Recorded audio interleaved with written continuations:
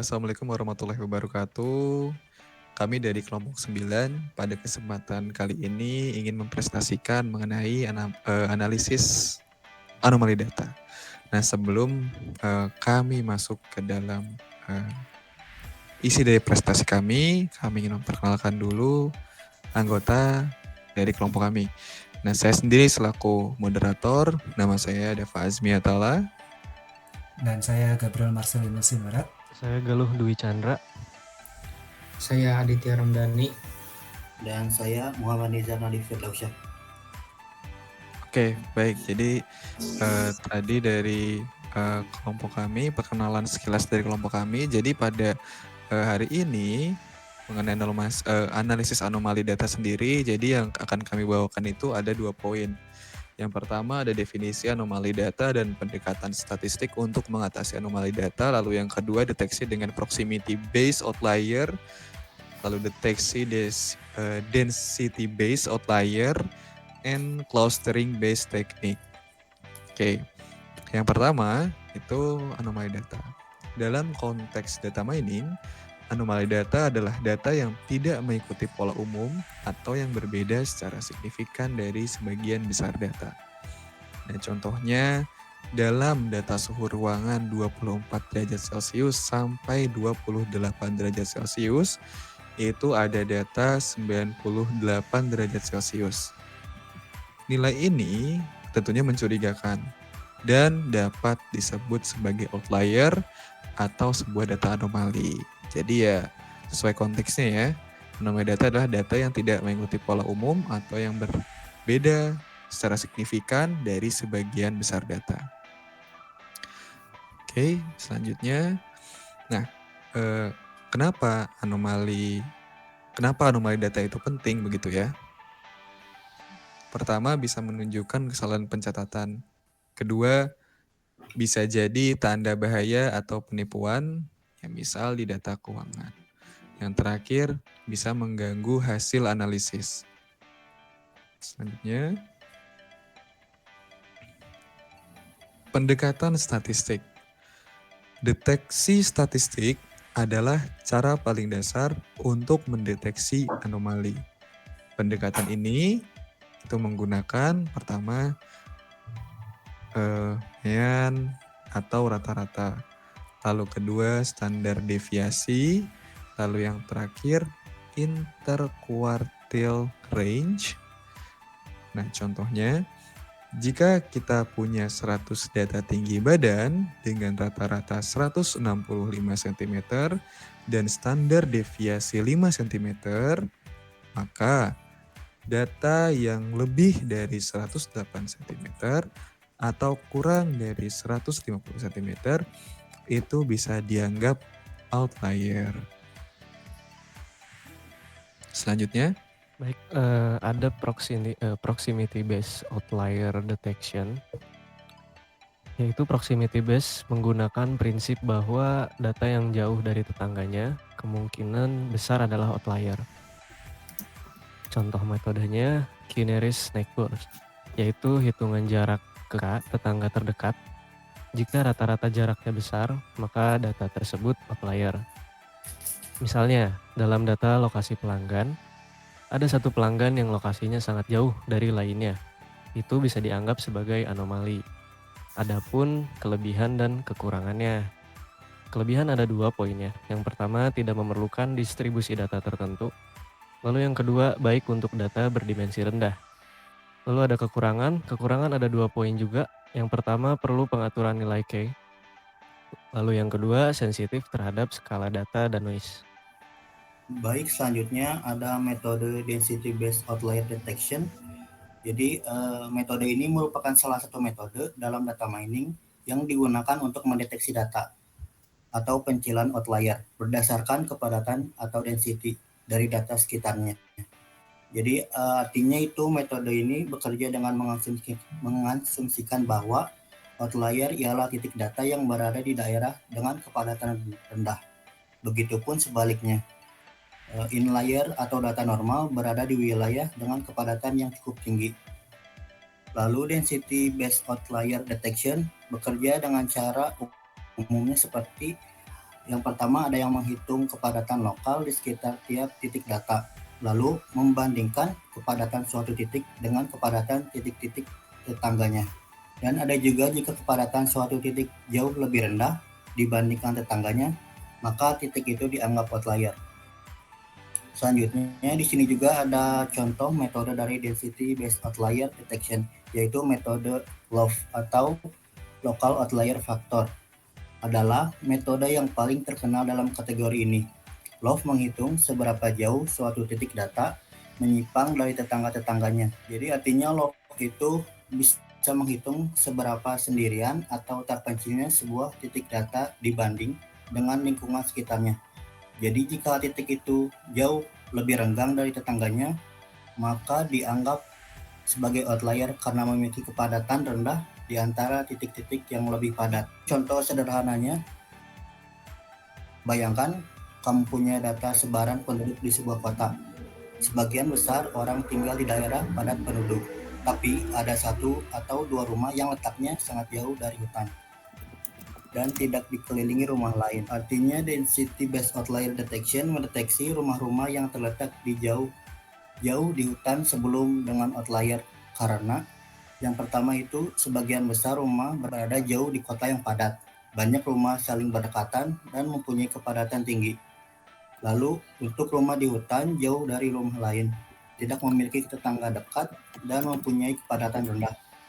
Dengan begitu, pengguna metode seperti LOF akan menghitung seberapa padat lingkungan di sekitar tiap rumah, menentukan bahwa rumah-rumah di kota berada di daerah padat, sedangkan rumah di hutan memiliki lingkungan yang jarak rumahnya jadi dianggap data pencilan atau outlier. Lalu ada kelebihan metode ini. Yang pertama, efektif untuk mendeteksi outlier dalam data berdimensi tinggi. Yang kedua, tidak hanya berdasarkan jarak absolut, tetapi juga mempertimbangkan kepadatan relatif.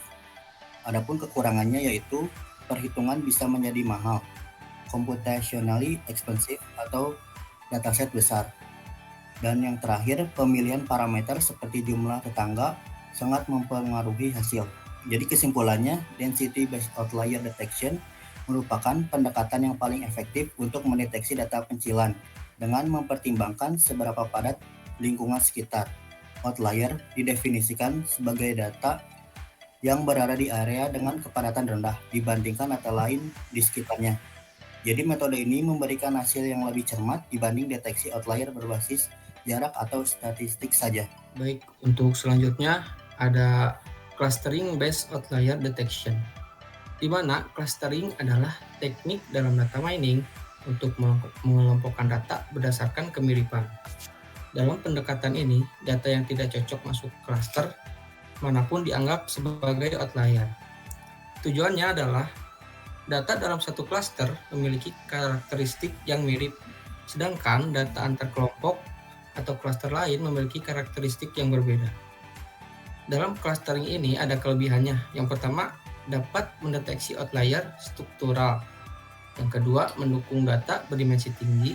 Sedangkan clustering sendiri memiliki kekurangannya. Yang pertama, sensitif terhadap parameter. Dan yang kedua, jika distribusi cluster tidak ideal, outlier susah dibedakan. Dalam clustering memiliki beberapa contoh metode. Yang pertama ada dbScan, cluster dengan mempertimbangkan jarak dan jumlah tetangga. Data di luar cluster disebut noise atau outlier. Yang kedua ada k-means, data yang sangat jauh dari pusat cluster dianggap anomali. Oke, baik, selanjutnya akan ada demonstrasi data menggunakan Orange Data Mining yang akan dilakukan oleh Kang Gabriel. Ya, silakan Kang Gabriel. Oke, baik. Di sini saya Gabriel akan menjelaskan demo langsung dengan menggunakan Orange Data Mining. Baik, di sini saya akan melanjutkan demo untuk contoh anomali data dan cara penanganannya di aplikasi Orange Data Mining-nya langsung. Nah, di sini saya sudah membuat flow-nya dari awal sampai akhir mengenai contoh anomali data dan cara penanganannya untuk mempercepat presentasi ini. Nah, pertama-tama kita akan drag sebuah widget yang bernama file dari widget sebelah kiri sini ke sebuah kanvas yang putih ini.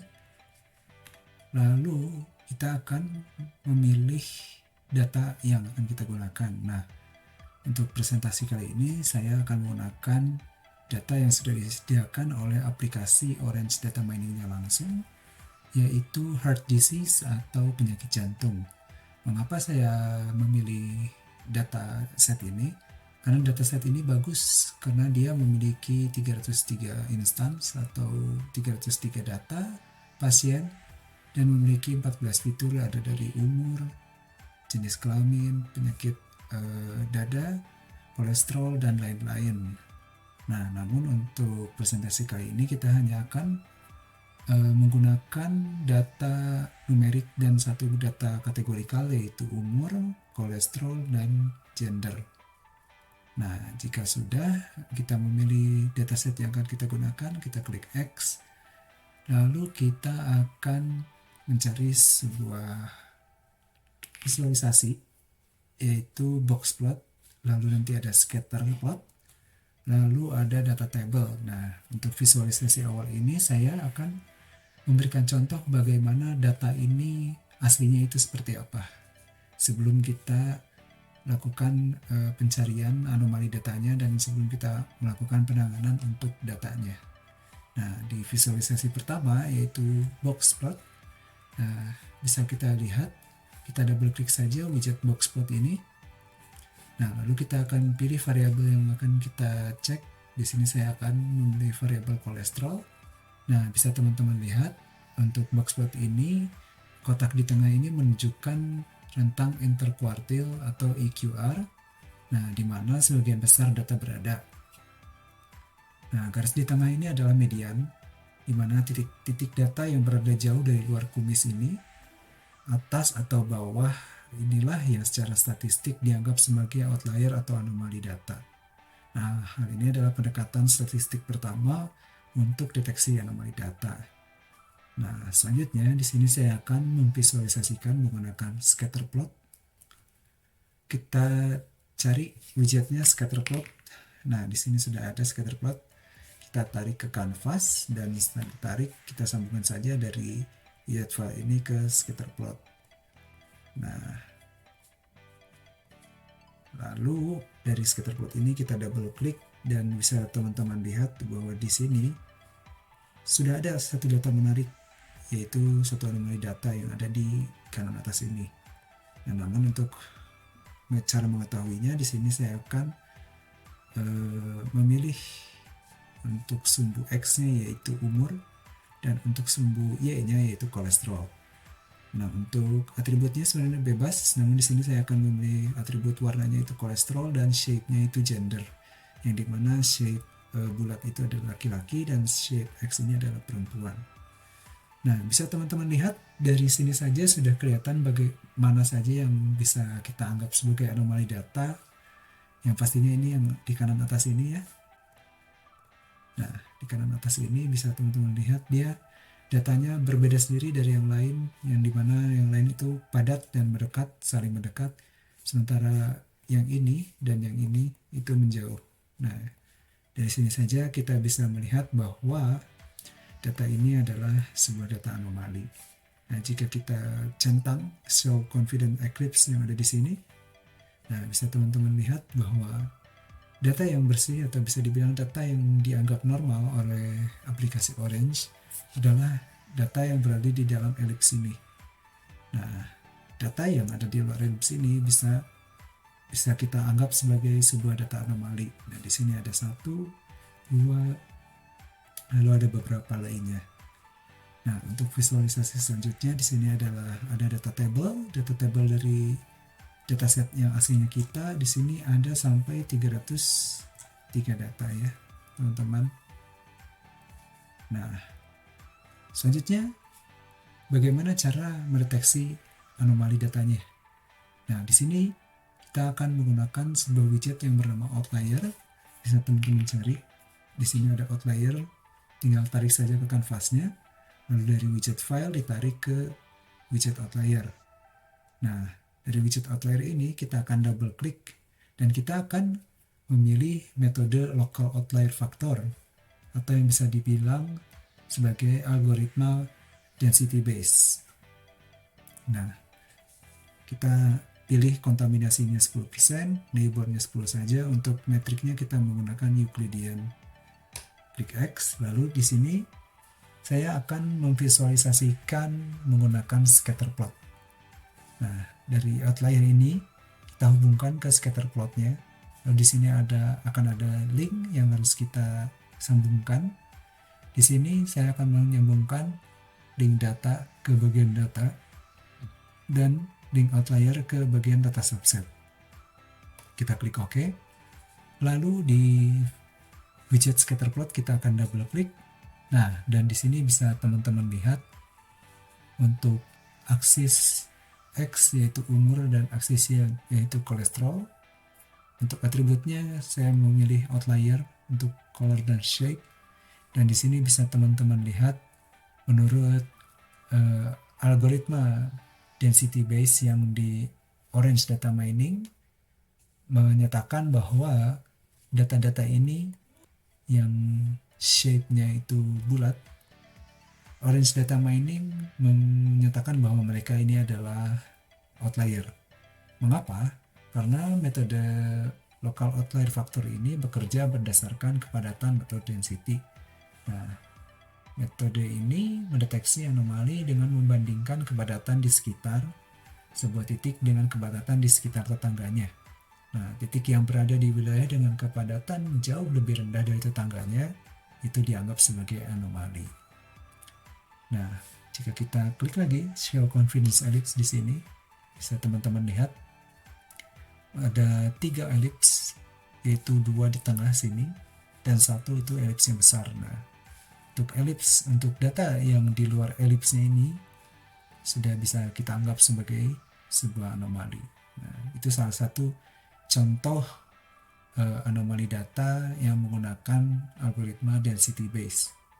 Nah, lalu selanjutnya kita klik X. Nah, di sini saya juga akan memberikan contoh satu lagi, yaitu anomali data dengan menggunakan algoritma clustering base, yaitu K-means. Nah, kita di sini akan mencari widget K-means. Nah, di sini widget K-means tinggal tarik saja nanti ke kanvasnya. Lalu hubungkan dari file ke widget K-means. Kita double klik widget K-means di sini. Nah, lalu di sini ada beberapa opsi. Di sini kita akan memilih number of clusternya itu fix. Teman-teman di sini bisa pilih 5 atau 8. Di sini saya akan memilih 5 saja. Untuk pre-processing di sini normalize column, initialization-nya kita akan menggunakan K-means plus. Untuk rerun-nya usahakan untuk rerun ini ada di bawah, nilainya di atas dari 1. Untuk maksimum iteration-nya itu di 300. Nah, kita klik X dan kita akan visualisasikan data ini menggunakan scatter plot. Nah, untuk linknya di sini kita bisa pilih saja data ini ke data. Nah, kita klik OK dan kita akan double klik widget scatter plot. Nah, di sini bisa teman-teman lihat dengan sumbu X umur dan sumbu Y kolesterol. Untuk atributnya cluster untuk color dan shape. Bisa teman-teman lihat di sini bahwa untuk algoritma clustering base mengasumsikan bahwa anomali tidak termasuk dalam cluster yang rapat atau membentuk cluster sendiri yang sangat kecil. Nah, dengan metode clustering ini kita mengelompokkan data. Anomali seringkali adalah titik data yang membentuk cluster sendiri, hanya berisi 1 atau 2 anggota atau titik yang berada sangat jauh seperti titik yang di kanan atas ini dari pusat atau centroid cluster manapun.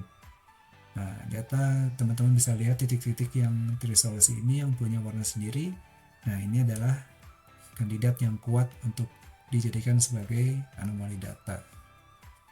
Nah, itu adalah visualisasi menggunakan scatter plot untuk algoritma clustering base. Nah, selanjutnya bagaimana cara menangani anomalinya? Nah, di sini sudah saya sediakan. Nah, di sini setelah algoritma dijalankan, widget outlier ini dengan cerdas memisahkan data kita Nah, di sini saya sudah menyediakan dua tabel, yaitu tabel data anomali dan tabel data bersih. Nah, di tabel pertama ini kita bisa lihat daftar yang terdeteksi sebagai anomali. Nah, caranya kita mencari widget tabel, lalu kita drag ke kanvas dan kita hubungkan dari outlier ke tabel data ini. Nah, di sini untuk linknya kita pilih saja outlier ke data. Kita klik OK, lalu kita lihat. Nah, di sini di tabel pertama kita bisa melihat ada daftar data yang terdeteksi sebagai anomali. Nah, di sini ada 29 data yang orange anggap sebagai sebuah anomali. Nah, lalu di data kedua kita akan sama menarik widget data table ke kanvas, lalu kita tarik link dari outlier ke tabel data yang di kedua. Namun di sini kita akan menghubungkan link inlier atau data bersihnya ke data. Kita klik OK, lalu kita double klik tabel data bersih, dan teman-teman bisa lihat di sini adalah data-data atau data yang sudah dibersihkan dari anomali tersebut. Nah, hal ini adalah langkah penanganan yang paling umum, yaitu memisahkan atau menghapus anomali agar tidak mengganggu analisis atau model machine learning selanjutnya. Nah, untuk visualisasinya kita bisa melihat menggunakan scatter plot, yaitu data setelah anomali dihapus. Kita cari lagi widget scatter plot, lalu kita tarik ke kanvas, lalu kita hubungkan outlier ke scatter plot ini, yang linknya itu adalah data bersih atau inlier ke data. Klik OK dan kita double klik. Nah, bisa teman-teman lihat, nah, sekarang di sebelah sini adalah data asli kita. Nah, di sini bisa teman-teman lihat bahwa data asli ini yang lengkap dengan para outliernya itu lebih tidak rapat ya. Di sini ada satu data outlier, di sini ada satu, di sini ada beberapa. Jadi lebih renggang gitulah, tidak rapat dan tidak padat. Dan kalau kita lihat di data setelah anomalinya dihapus, nah bisa teman-teman lihat tidak ada lagi tuh data yang hanya ada satu di kanan atas atau di kiri tengah ini yang bisa dibilang sangat jauh dari tetangga-tetangganya. Ya, walaupun ada beberapa di sini ya, namun tetap bisa dibilang bahwa kita sudah melakukan penanganan data. Nah, seperti itu. Nah, selanjutnya data yang bersih ini bisa kita pakai untuk analisis lebih lanjutnya. Nah, untuk selanjutnya di sini saya akan memberikan contoh bagaimana cara membuat anomali data dan cara penanganannya. Nah, di sini saya sedang membuat sebuah Excel sederhana dengan satu tabel berisi dua kolom, yaitu gaji dalam jutaan rupiah dan usia. Nah, bisa teman-teman lihat secara sekilas bahwa ada beberapa data anomali yang saya sisipkan di sini. Yang paling jelasnya kita bisa lihat di sini ada seseorang yang memiliki gaji 28 juta namun dengan usia 250 tahun. Nah, dari sini saja kita bisa tahu bahwa ini adalah sebuah anomali data. Nah, untuk yang selanjutnya di sini ada seseorang dengan gaji 100 juta berumur 30 tahun. Nah, ini sebenarnya bisa normal-normal saja, namun dibandingkan dengan data-data yang lain, ini bisa disebut sebagai sebuah anomali. Untuk yang selanjutnya di sini ada gaji seseorang dengan gaji 1 juta namun dengan usia 65 tahun. Sebenarnya ini juga bisa dibilang sebagai bisa-bisa saja. Nah, di sini hal yang seperti ini itu disebut sebagai anomali natural, di mana kita harus melihat dari konteks analisis kita, karena bisa saja seseorang ini memiliki gaji 1 juta itu adalah gaji tunjangan. Namun bisa kita lihat dari perbandingan untuk data-data yang lain, di usia yang rata-ratanya dengan gajinya, ini adalah sebuah anomali data yang dimana rentang antara usia dan gaji itu terlalu besar. Nah, untuk contoh selanjutnya, yang keempat adalah seseorang dengan gaji 50 juta namun usianya masih 17 tahun. Nah, ini juga salah satu contoh sebuah anomali data. Nah, di sini saya sudah menyiapkan contoh anomali data dan cara penanganannya, flow dari awal sampai akhirnya. Nah, sama seperti sebelumnya, kita akan menarik widget file ke kanvas, lalu kita akan memilih file Excel yang sudah kita buat tadi.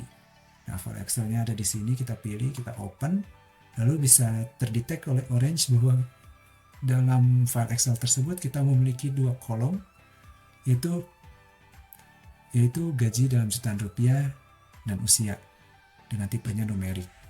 Ada 20 instance data.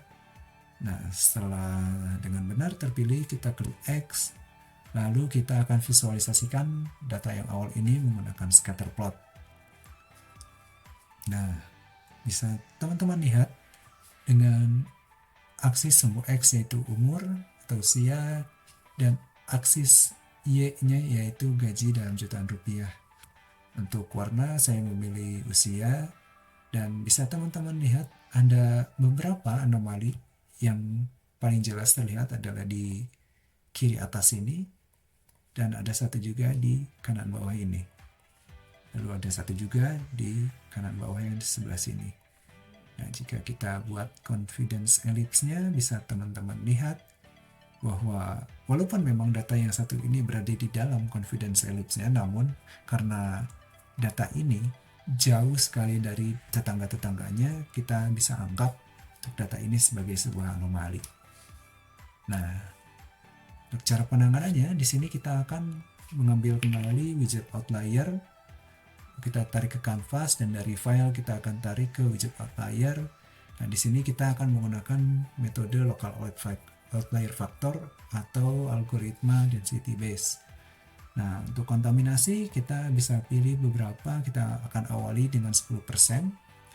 Nah, lalu kita akan visualisasikan dengan menggunakan data table untuk mempermudah visualisasi.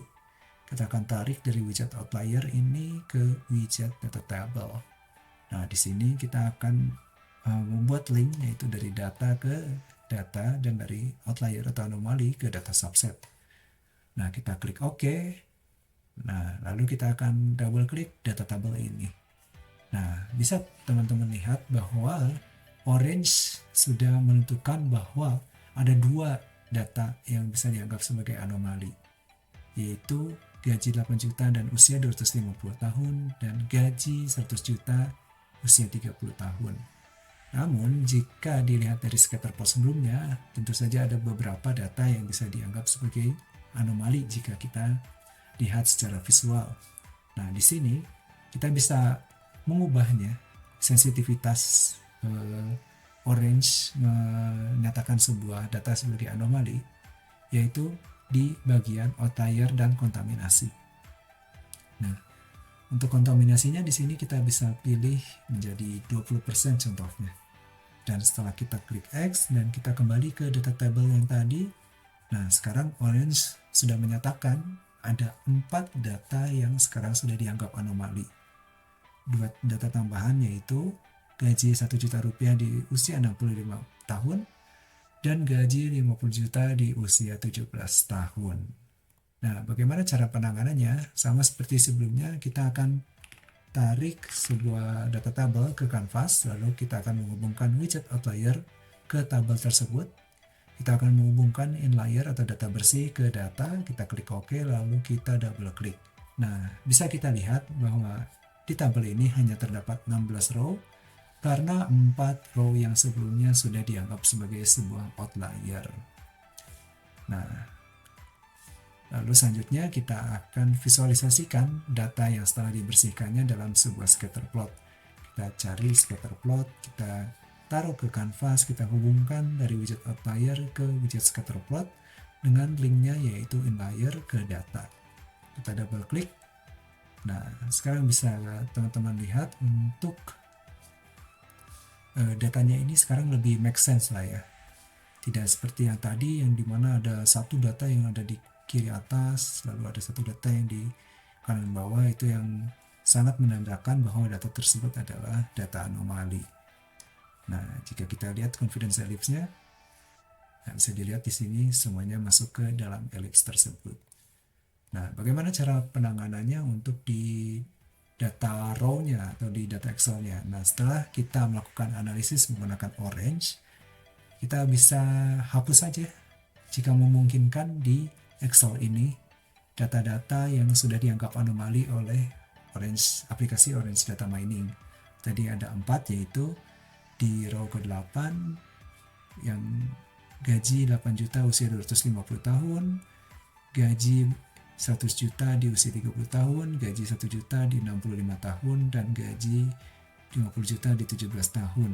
Nah, data-data ini bisa kita perbaiki atau bisa kita hapus tergantung konteks atau tergantung kondisi Anda masing-masing.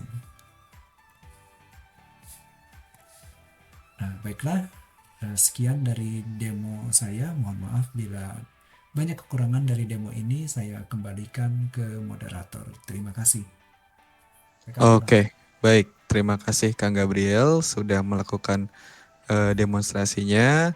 Oke, jadi kita bisa next ke selanjutnya ya. Oke, jadi secara kesimpulannya, anomali data itu bisa mengganggu analisis jika tidak ditangani tentunya.